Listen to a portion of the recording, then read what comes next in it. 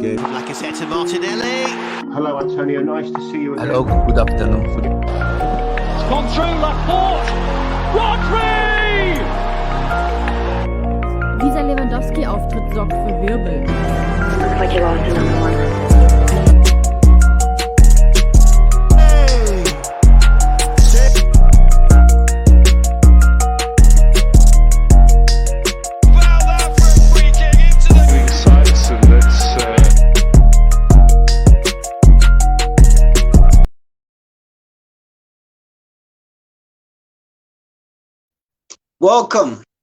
Welcome to the Red Devil. The Lesser Football Show.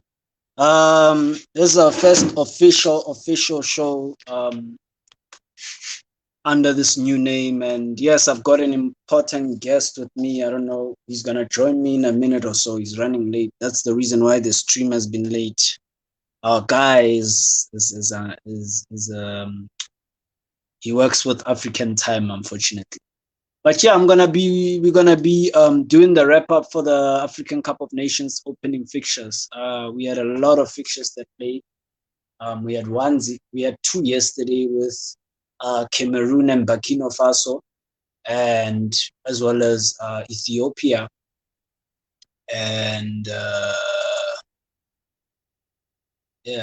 as well as Ethiopia and Cape Verde was the second fixture of the opening games yesterday. And we also had today we had amazing fixtures. We had Morocco was playing today. We had Senegal that was playing today as well. It was like the fixtures were very impressive. I mean, I wasn't impressed with some of the games, but there's so much drama in a lot of the games that were playing today.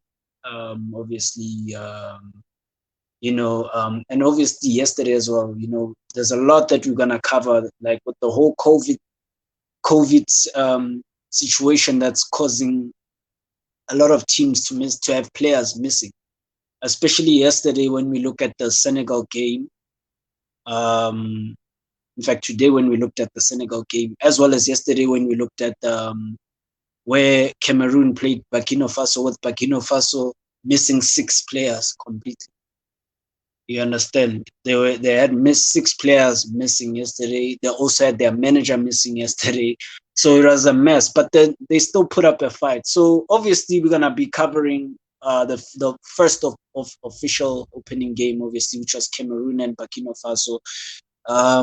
Incredible game, which I feel like it was fine margins in terms of, Burkina Faso had key players missing, obviously. And yeah, they also had their manager missing. So there's a lot of factors to look through it. And I still stand by what I said before, where I said Burkina Faso is an underdog for me in this tournament. It's the team that a lot of people won't see coming, basically. And yeah, man, they could spring a surprise, if it wasn't for 6 key players missing. I think it would have been an entirely different game. People say it's what ifs don't work in football, but this situation is abnormal. So you have to understand that you cannot make your base your views on situations that are unexpected, basically. You understand? You cannot base your views on situations that were unexpected. So I still think Burkina Faso will make it through the group, especially if they can get their key players back. But even without their key players, they still gave Cameroon a run for their money. There were situations, I think, where Burkina Faso could have equalized, or rather could have taken their lead further before Cameroon. It took Cameroon 2 penalties, by the way, to equalize against to actually win the game. It was 2 penalties. They took them 2 penalties to beat Burkina Faso. So you could see how tight the game was. Burkina Faso was a problem. They were leading. essentially, before Cameroon equalized with 2 penalties. So this is why I'm not giving up on Burkina Faso. And Cameroon, they also had a good game. The parts of the game where in fact, they dominated the game. They created the most chances in the game. Obviously, you have to look at that as well. And yeah, obviously Vincent Abubakar, he came through as the captain himself. He came through, converted the two crucial penalties for Cameroon, which resulted in Cameroon winning 2-1 against Burkina Faso. He's going to be a very crucial player for Cameroon going into the later stages of the tournament. He's got the experience. He was there. He was part of the crucial team that won the 2017 AFCON, by the way. And he's got a lot of experience. He's 29 years old. And I feel like he's going to be one of the most decisive players again in this AFCON. You know what I'm saying? And yeah, like right now, currently, I think he's playing for a Saudi Arabian team.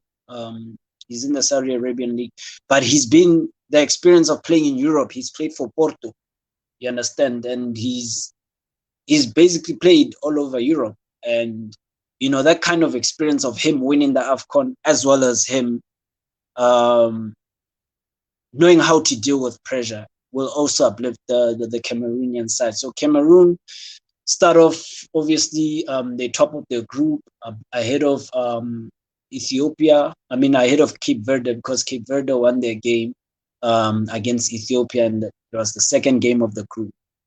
Obviously, Cameroon are on top of that group by 1 point. I mean, by goal difference, actually. So, yeah, it started off well, man. The AFCON started off well. That was a good opening game. I haven't seen, usually in these tournaments, like the opening games are sort of, they, you know what I'm saying? They like, the opening games are meh, you understand? I don't know if you understand me, but they kind of boring a little bit. But this was a good opening game.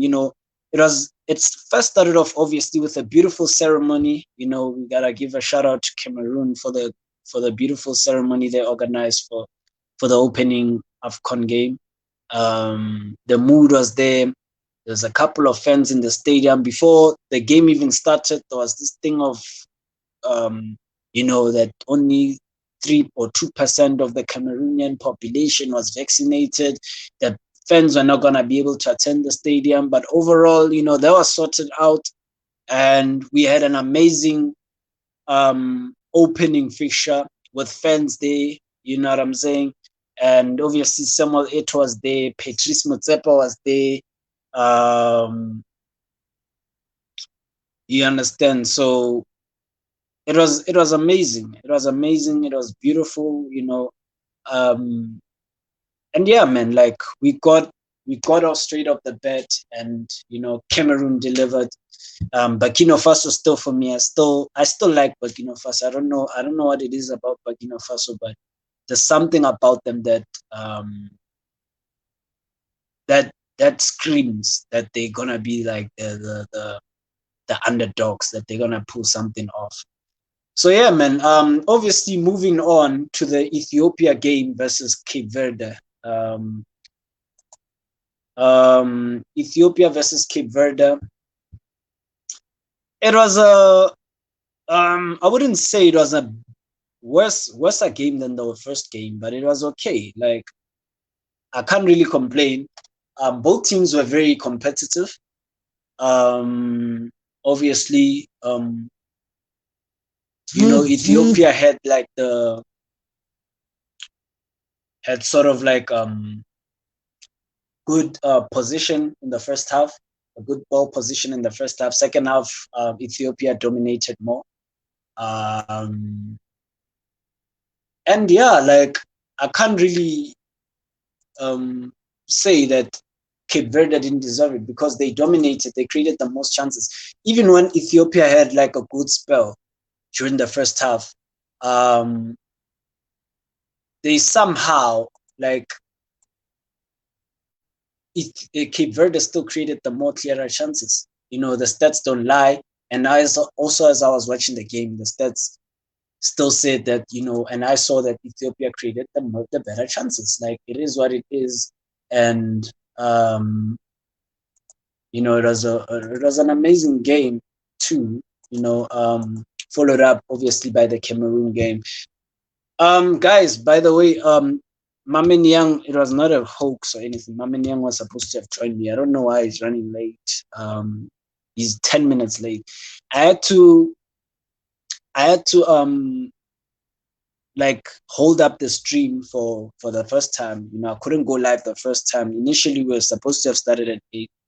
I couldn't hold off the stream because Facebook keeps, you know, Facebook doesn't allow you to delay like a video for more than 10 minutes. So it kept taking them down. So I had to go live this time. I was forced to go live even with or without him. But I'm hoping that he can join me midway so we can talk about the Senegal game. I want his perspective because Senegal wasn't really impressive, you understand, in the game.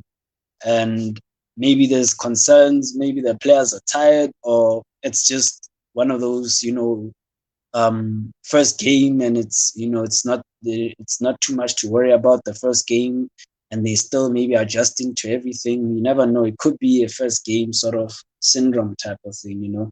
And a lot of teams of usually that win these tournaments, they start off very slow and then they pick up the pace during the tournament. So I want his views on that. I'm hoping that before this stream ends, he can come through and then, you know, tell me what he thinks about the Senegal game. I'm sure he was also busy watching the games today. That's why we were a little bit late with the streamings and stuff like that. There was some good games today, so obviously it forced us to move our schedule behind. But yeah, man. Besides that, yeah, I was covering before I was switched up on that. I was covering the Ethiopian Cape Verde game, which ended up with Cape Verde winning, getting that elusive 3 points. They now tied at the top with Cameroon in Group A. Cape Verde, obviously, Beya was the one who got the red card for Ethiopia. It was a game that had drama as well. The Ethiopia game versus Cape Verde had drama. Same game as Burkina Faso and Cameroon, where Cameroon had 6 players missing. By the way, I'm recapping for people who just joined in. Cameroon had 6 players. Burkina Faso had 6 players missing through COVID, plus their own manager, which is 7 in total. You understand? And on top of that, they still managed to get a goal. They still managed to take the lead in the first half.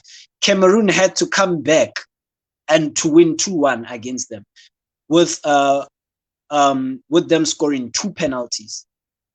You understand? That's why I still think Burkina Faso, like I said before the tournament, I told Mame Niang before the tournament that Burkina Faso is the underdogs in here.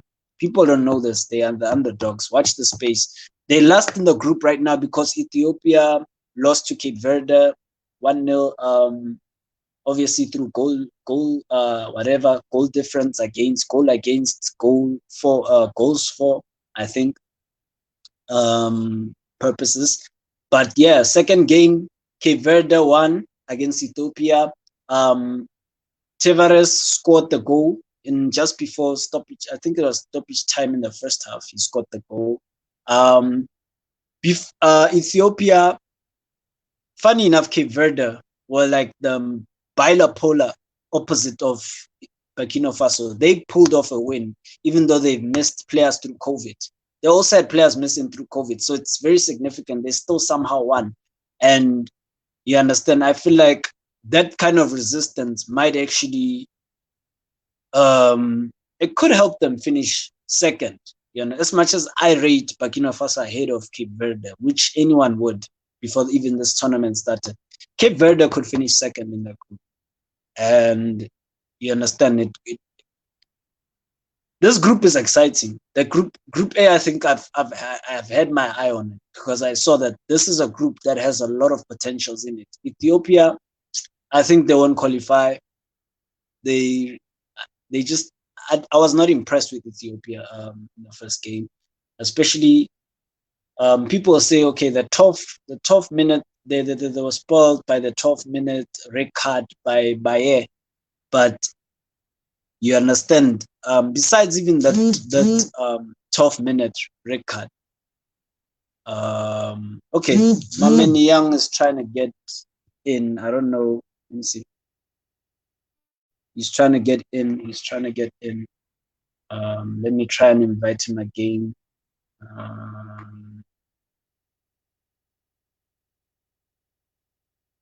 Yo, 15 minutes into the stream, my guy. Yeah. Come on, G.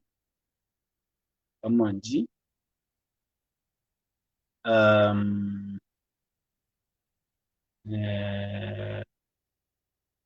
Get on to it. Let's see.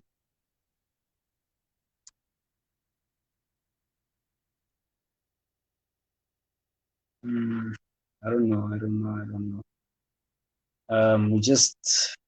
This is the thing of this thing. We're just facing malfunctions here, and it's so bad. You know, this network needs to improve in our continent, honestly. But he's been waiting to come on as well.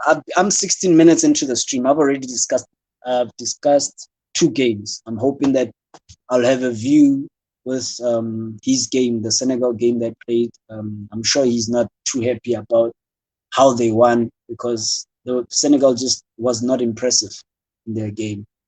But yeah, going back before the guy joins me now, because he's about to join me, my official guest is about to join me. I was still talking about the Ethiopia game and Cape Verde. Cape Verde is second now in the group behind Cameroon. And that's the wrap up for Group A. Now we're moving on to Group B, which all the fixtures were played today. And, there was full of drama as well. There was Guinea and Malawi. It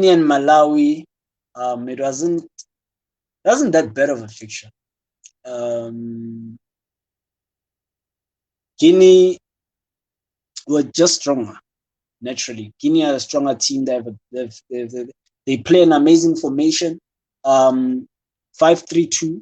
It sort of reminds me of the formation that obviously we started playing. Manchester United started playing under Van Gaal, but they've got a strong midfield in Naby Keita and Amadou Diawara.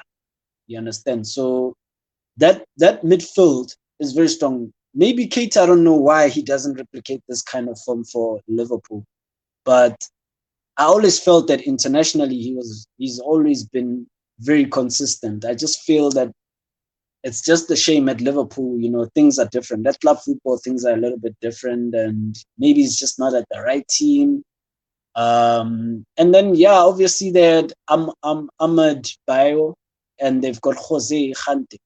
You understand? So it was an evenly balanced game until I feel like a lot of things changed when they went into the halftime time, because obviously as the game started,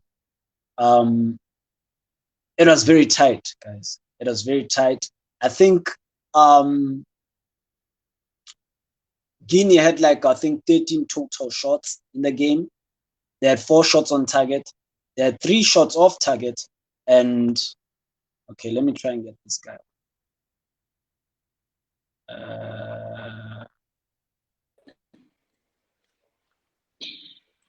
What's up, bro? Hey, what's good, my guy? Sorry, man. I was trying to get in, but I'm in the gym and the network is a little bit is crazy. Yeah, it's very crazy. Yeah, I've also been trying to edge, but then the network has been moving haywire. Yeah, I don't know why. Yeah. But how you doing, man? Finally joining us. I'm good, man. Looking fresh. Little bit from an evening hangover at work, but I'm good. No, it's good to hear, man. Obviously, compliments of the new festive season, and let's hope this year can be an amazing year for both of us. Yeah, better than the previous one at least. But did you manage to catch any of the games though? Yeah, I only managed to watch the Senegal game. Yeah, no, I knew. That's why I was like, let me wait. I told people I was like, I'm gonna wait for him for like the Senegal fixture because that's the one I'm not gonna cover. How's it, man? I've got people here wanting to join the live. No, they're welcome. Anyone is welcome, man. Anyone is welcome. Yeah. So no, but I was. It's good that they got the result. They got it. They got the 3 points, but I wasn't happy with the performance at all. Yeah. I understand Because also there's yeah. I understand it's been also challenging because of the COVID and the important players missing and the two important injured players that we left behind. So, but despite that, we should be good enough to beat Zimbabwe early in the game, I think. Yes, true. And then another thing I've noticed, because this whole COVID situation has really disrupted a lot of teams. I mean, with the first game where I was actually talking about with the Burkina Faso and Cameroon, Burkina Faso had 6 players out. 6 first team players were out with COVID, plus their manager. So you understand there was a lot that factored into that game. They have a good team, Burkina Faso. I think they can, if they can qualify, they will cause surprises. That game I also watched it. Cameroon looks strong. Like always, Cameroon always has a good team, no matter what. But they play. I wasn't impressed with the way they played. But at the end of the day, it's a group stages. You just need to get things done. And that's important. The performance is important, obviously, but if you lose 2 games, you're out. So that's the thing. Doesn't matter how you perform. If you lose 2 games, you're out. Hey, bro. So it's tough. But but I think there's been speculation at Zimbabwe. Think the penalty was cheap one, but when I saw it replayed, it was a clear penalty. Yeah, like I didn't understand why they said the penalty, it wasn't actually a pen, because also like during the game when they showed it, like I wasn't like I was like, it was a blatant penalty. Like you couldn't say that it wasn't. No, it was clear. So it was clear. He hit the hand. Yeah. But sometimes you can play bad and win a football game. That's the mark of big teams. Hopefully they realize that they didn't play good enough, and then they can change that. Yeah. But yeah, man. Obviously we also had we had the Ethiopia game and Cape Verde, which also had drama. There was a lot of drama in that one. Unfortunately, I didn't check that one, but I know. Oh yeah. I know Cape Verde always have a good team. They always play well. They technically very sound.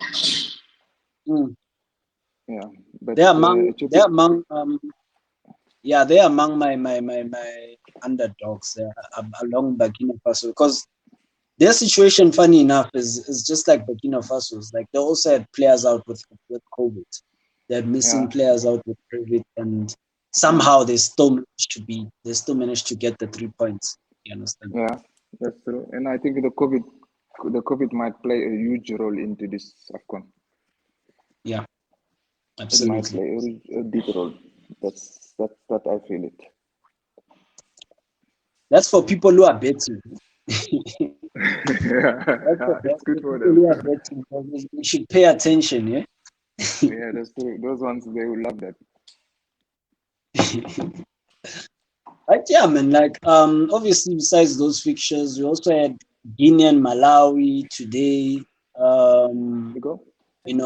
Guinea have they have a very strong team. From what I understand. Guinea is always good. Guinea Yeah. is, these West African teams, they have players all over the world. Yeah. They always find a way to pick a good team, And Guinea, obviously, they have Keita, who's the top player. Yeah. And they have in their rank players we don't even know well that are good enough, So it's gonna be. I think Senegal Guinea will be an interesting game to watch. That's the one I'm looking forward to. Yeah, no, I'm also actually looking forward to it. Do you think you guys will win? Well, it's Guinea. In Africa there are always teams that are your how do you say it? Your dark horses. Yeah, dark horses. Every time you play them, you beat them or they lose. Guinea is like that to Senegal. Senegal always beat Guinea. Now, doesn't matter how good Senegal team is or how bad Senegal team is or vice versa. They always manage to beat Guinea. I don't know now. If it's gonna change. But Guinea is one team we find the way to beat somehow. Yeah, because it's a top of the table clash, man. I mean, both of you guys are on the same. Guinea end up winning 1-0, right?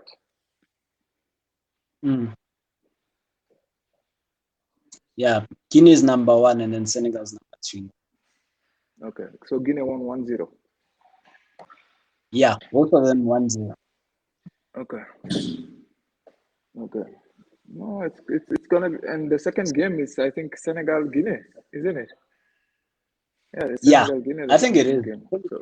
So it's gonna be nice. The two table toppers are meeting. And it's one of the top. It's one of the top games that I'm looking forward to. No, but it's what this is what makes the groups, the AFCON groups exciting because you let's say Senegal Guinea, they both have a win. So if one of them loses and has to meet one of either Malawi or Zimbabwe. If they manage to win one of these teams, if one wins and the losing team from Senegal and Guinea meets them in the last game, it's gonna be a very nervy game.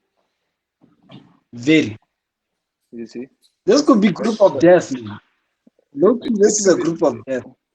It will be exciting. It will be very exciting. Yeah. How was Malawi? I didn't watch Malawi. How was Malawi? Malawi, I didn't see them. Malawi actually, Malawi played well. They just didn't have I feel like they don't have good finishers. Because they did create a lot of chances, but then they were very wasteful in the but final. you see, that's the challenge. That's the difference. That's why West Africa has been dominating AFCON. Because what the Eastern African teams and Southern African teams lack, that's what West Africans have. Yeah. Every big West African team has a top striker, and they play in big leagues. Every team, you pick every team in this tournament that are from West Africa. There's somebody that's playing in top leagues in Europe, in the strikers department. So that's important. Yeah, that's very important, especially when you look at. I think Zimbabwe played well today. They defended well, but no disrespect to that. It's difficult for Zimbabwe to beat Senegal, having players that has no experience whatsoever in African continent. You understand? Yeah. And all of a sudden you bring them to the AFCON. AFCON is the big stage. It's always challenging for them to just win, But they gave it a try. It wasn't easy, but they gave it a try. Yeah, but At hey, least, bruh, hey. at least, no, at least it's a wake up call for Senegal, knowing that they could have done better, you know, Yeah, and knowing that the next one is important, you know, next one's gonna be very because difficult. Which, the next one the next one is going to be challenging. So mm, it's now up to them to raise their game.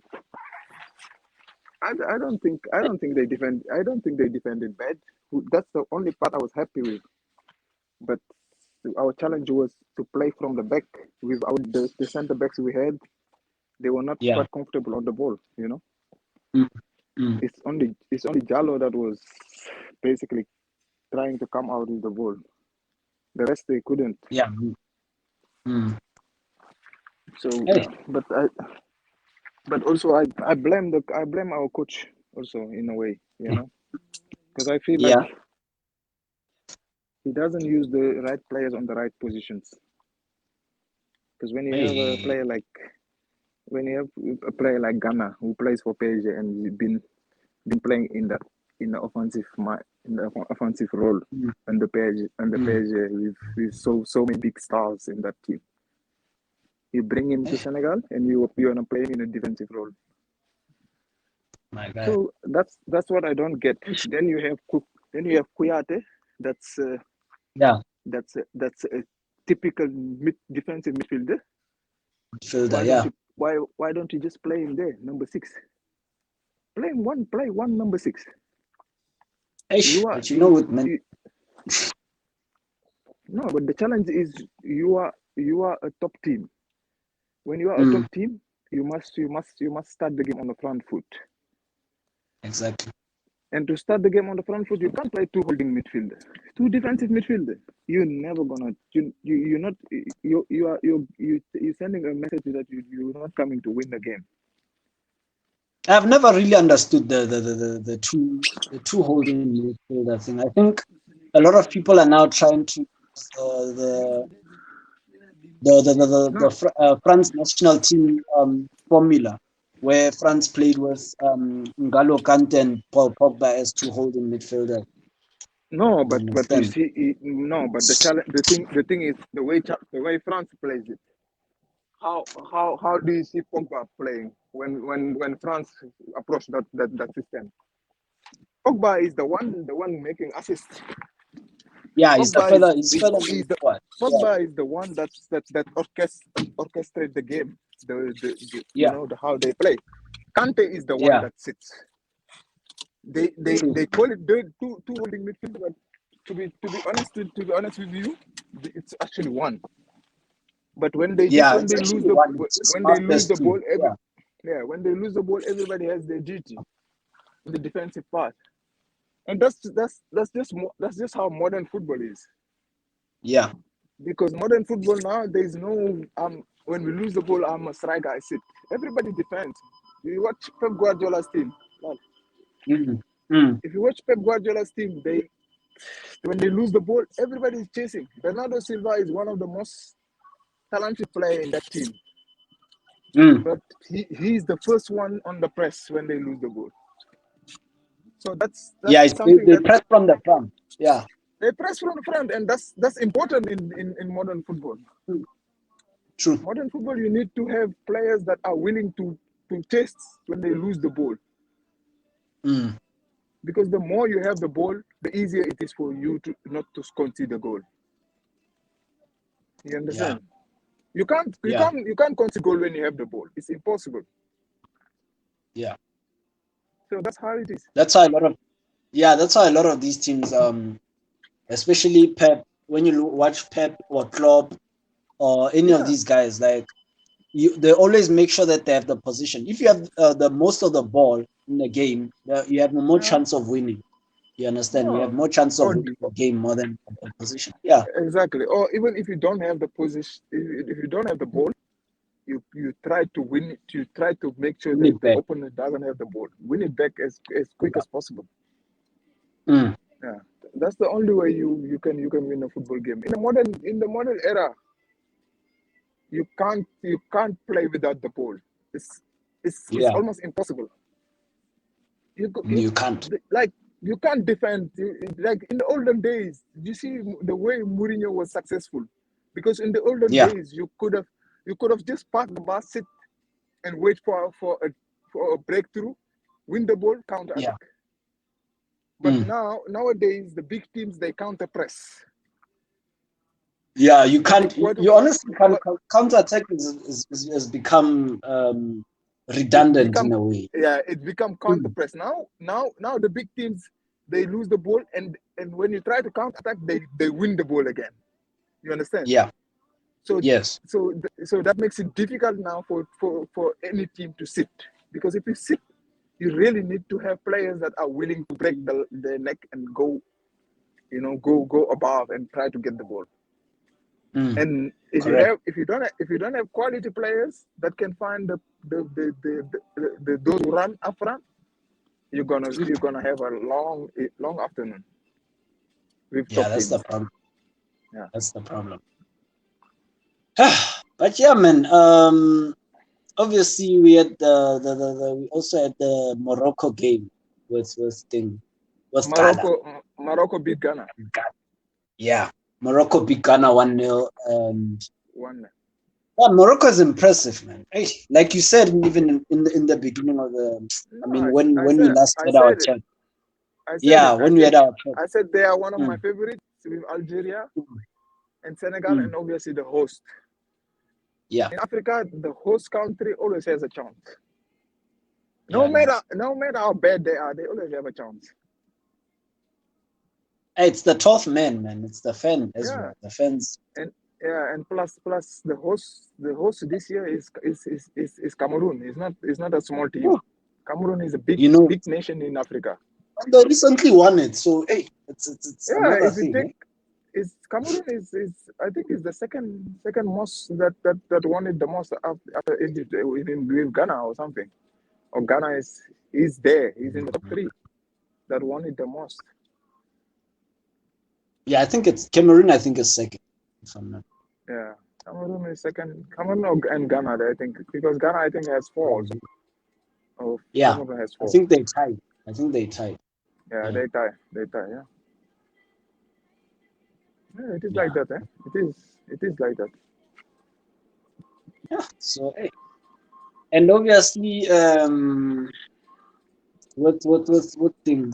Cameroon and looks like Abu Bakar is gonna be again the most crucial player. Yeah. Yeah. Abu Bakar is a good striker. He's a top striker.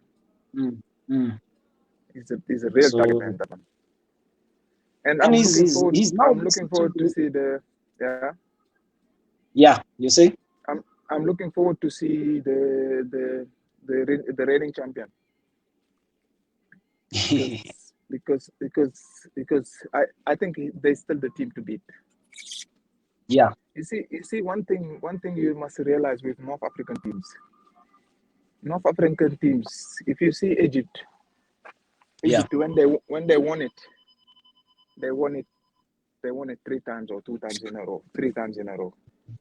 Yeah. You understand? And it's always like that. North Africans, when they in a good run, they will take it. They will be good for many years. That's how they are. So that's why I'm a little bit thinking Algeria might have like the biggest chance to win it again. You think Algeria will win it? They have the biggest chance to win it again because they haven't lost many of those players that won it. It's almost the same squad. They maybe removed 4 or 5 and they brought some fresh legs. So the core of the team is still there, and that's very important.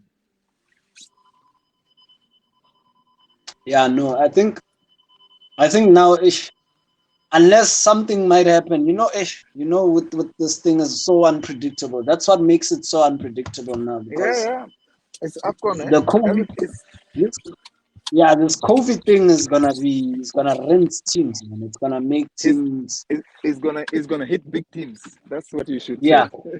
The COVID thing is gonna hit big teams. Look at Senegal today. They miss Yeah. three important players. They look like an average team. When I Ish. watched them today, I didn't recognize them. I was like, "Is this my nation?" No, this is not my nation. This is not the boys I know. No, we look normal. Lal. Yeah. But I think it's important that we also start with a win because confidence. Because most of these boys, Confidence is key. one thing you must understand, most of these boys didn't play the last AFCON. Yeah. Like our team is full of players that hasn't played the last AFCON. So it's with us well. They nervous, and if they manage to get some confidence in that team, maybe we could see how good they are. Yeah, no, it's very important. You guys needed to get like a win, even if it was a penalty in the last minute and whatnot. But at the end of the day, the 3 points are very vital. Yeah. Okay. Yeah. Yeah, even the 3 points were vital for you guys for the confidence purposes, and hopefully the next game you guys will be a lot better than the first game. If anything, that was a wake up call. No, that's true. That's true. That's true. But I think we still have we have the chance to do it. Yeah. No, the situation, the COVID thing, it can change. It can change at any time. People forget that. People say now because you got this team and this team was hit by COVID, it's just gonna end like that for them. No, like the tournament is still continuing, so people can. The COVID is gonna be challenging, but it's not gonna change much. Exactly. The big things are still gonna dominate. How would you have rated Sadio Mane's performances today? No, he didn't play well at all. But he needs better players. I think all the glimpse of he did today was the difference in certain things. But the people around him didn't have the quality enough to help him. Yeah, Lal has op hold on. Lal has op non some lip take also and some ansa da do some sa at hand kola sotti. Da coste sotti D2 melam D2. Yeah. Yeah, two. Yeah. Yes. So yeah. Yeah. So there was he needed. You'd say it's a combination of him needing support and obviously you guys. No, the thing is what the one thing people don't understand is when you're a big star and you come to a African national team. Yeah. A national team. It's not easy to just it's not easy to do as well as you do in if you don't have the right players around you. Necessary support. Yeah. The quality he's got at Liverpool, he doesn't have the same quality in Senegal. Yeah. So that's the challenge Sadio is going through. Yes, for me, he has done well for the national team. He's the record goal scorer now, and he kept on doing it. Every year in year out, he's been scoring for us important goals and winning games for us. But when you're surrounded by players that think, okay, let's give the ball to Sadio, he will do the rest. It's not gonna help. Everybody has a responsibility into the national team. It's your national team. It's not Sadio's national team. You understand? So everybody must take the own up and do what they have to do to make the team win. Yeah, man. And I feel like a lot of players, sorry about that. A lot of players, they face this sort of criticism a lot too much. You understand? And I feel like it's unfair because it's two different situations altogether. You're playing for your club football where you have essentially a great players around you and everything, and there's a good system there, and everyone is well functional. Whereas now, when you have to take that form into the they expect you to take the club form into the national team form, and it's two separate entities altogether. Because in the national team, you guys don't really train as much as I would say as you do with your players. As your club, yeah. You understand at the way you do it at the club. So it's a different scenario. You only maybe probably have like 2 training sessions or something before a tournament, or 3 before max. the game, yeah. You only meet up, and you only meet up during international friendlies, if not international friendlies, maybe in qualifiers or something. You understand? It's not the same. It's not the same. Plus, it's different coaches with different styles. Again, because that's also the biggest factor. You know, you come to you playing for club, which his game is based on intensity and press. You come to Alucise, who wants to retrieve 20 meters and give the opponent the ball. It's a different story. Yeah, you understand. It's not something the players are used to.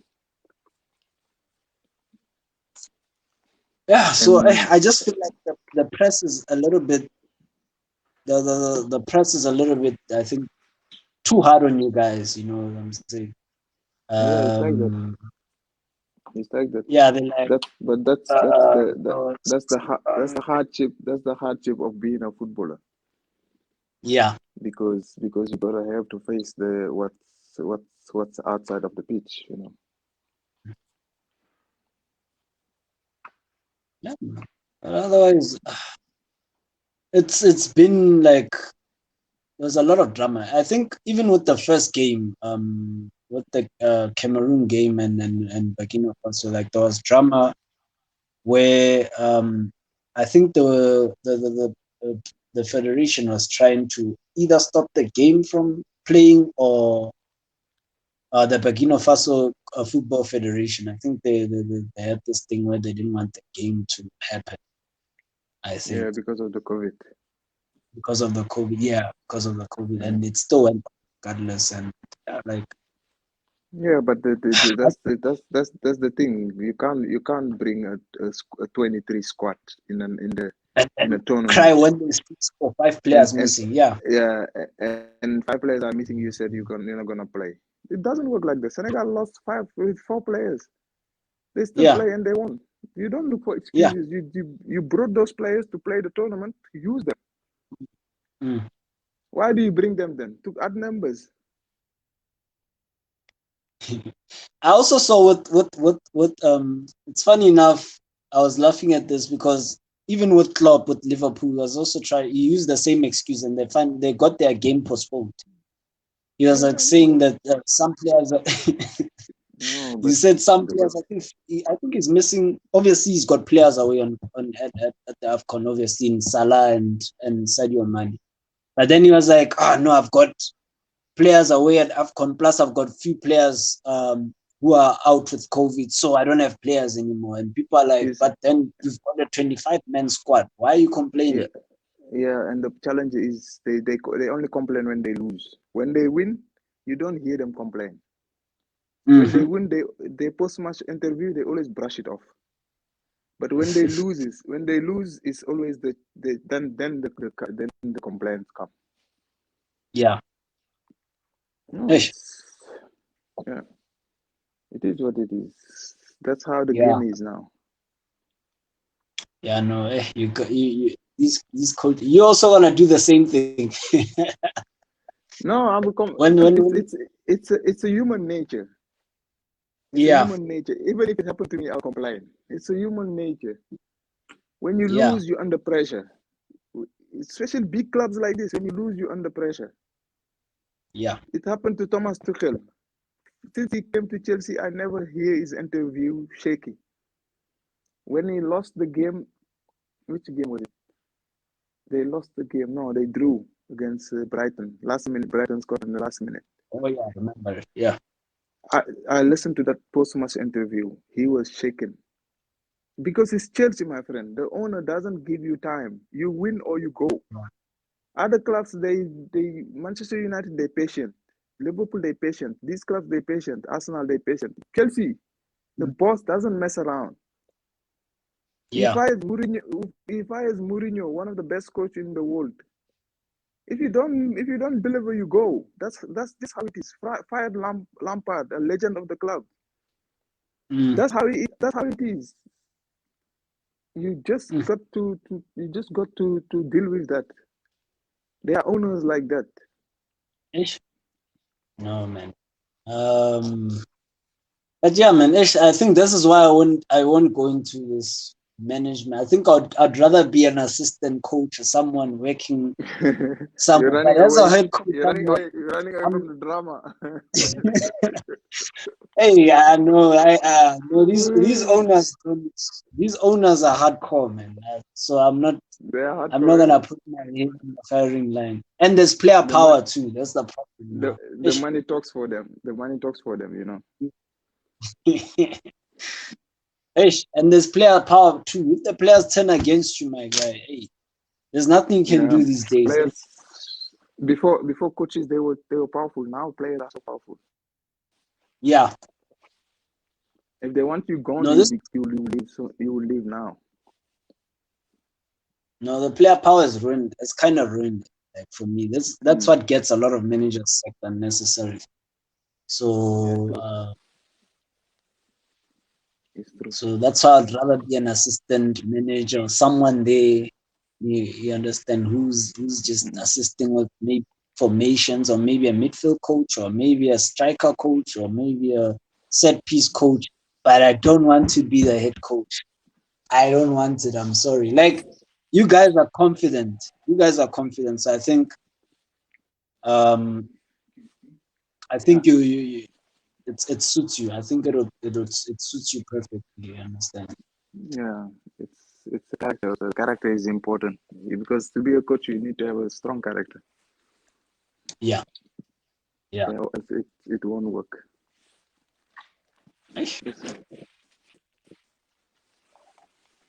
But yeah, man, like that was just kind of like the roundup for the games that were playing yesterday and today, and but we'll see. The tournament will only shape up, I think, in the third or second game. That's when we'll know more or less what the teams are. Yeah, especially the second game will decide most groups. Yeah. So and I mean, there's still good fixtures. Obviously, there's Egypt and Nigeria tomorrow. So that's a big one. Yeah, so it's gonna be that one I definitely wanna see. Now I'm personally watching that one. So that's a big one. Canceling all plans. I'm watching that one. But yeah, man. Well, otherwise, I hope you had like a blessed day, man, and a blessed start to the 2020 year. Thanks for having me again. Thanks for joining me again. Obviously, we're still gonna come back, and after these games, obviously, we're still gonna come back, and then we're gonna do a sort of like a roundup show as well for it. But no, otherwise, man, have one blessed evening. Thanks for joining. Same to you, bro. All right. Sharp, man. Yeah, that was my guest once again, joining me at African time as usual. But yeah, I had a blessed discussion with him with the games. I hope if you guys have just joined in, you can watch the video again. It's on my timeline. I'm also gonna put up the link description to my YouTube channel on this video as well, if you wanna check out more of my videos. It's the Little Football TV, and I am gladly signing out. Hope you guys had a lovely evening. And yeah, man, let's enjoy the rest of the AFCON and let's see what unravels. Happy to be back home after 12 years. Good game, a really good game. Like I said to Martinelli. Hello, Antonio. Nice to see you again. Hello, good afternoon. It's gone through Laporte. Rodri! Dieser Lewandowski-Auftritt sorgt für Wirbel. Looks like you lost another one.